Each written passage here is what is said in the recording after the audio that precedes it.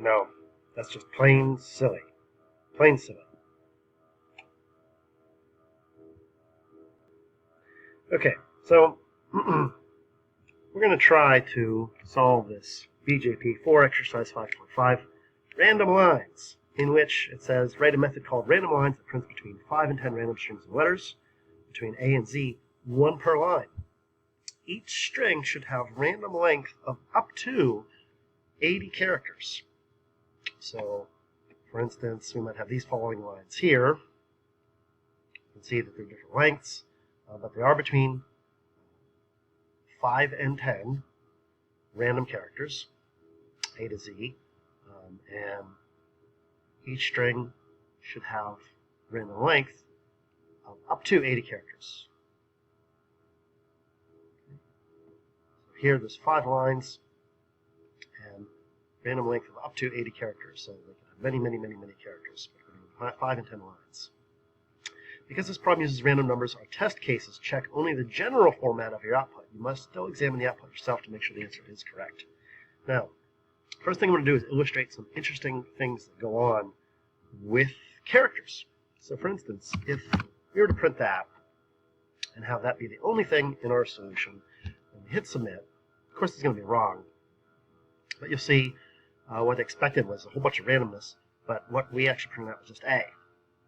Now, something that's going to come in handy is the fact that if we were to cast a character to an int, it seems strange, but each character that we can possibly print has a number value associated with it. So for instance, if we print A cast to an integer, we hit submit, wrong again, but we didn't get A this time, we got the number 97.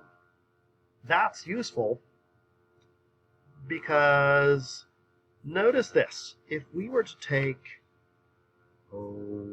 let's say the number 3, simple number, and add it to A, we would get 97 plus 3, 100. But what if we cast that back to a character? So look again. We've got A. It's turned into the integer 97. We add 3 to it, so now we get the integer 100. But now that integer 100, we want to print it out as the character associated with the number 100. Let's submit and find out. Got any guesses?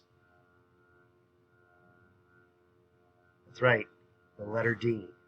So if we could generate a random number here as an integer, we could then print out lots of different letters.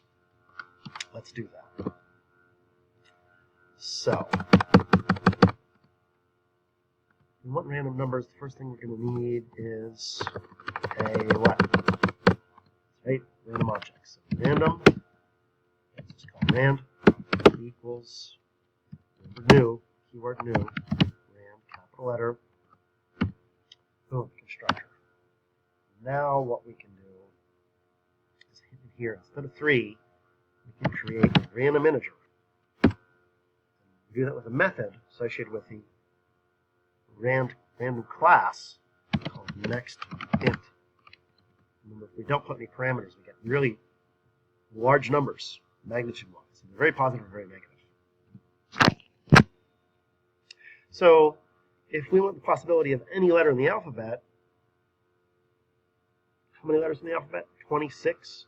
So if we add 0 to A, we'll get A. If we add 25 to A, we'll get Z.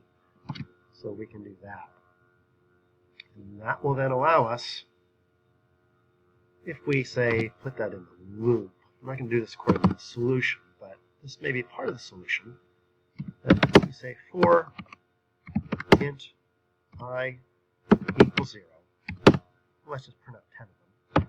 I less than 10, I plus plus,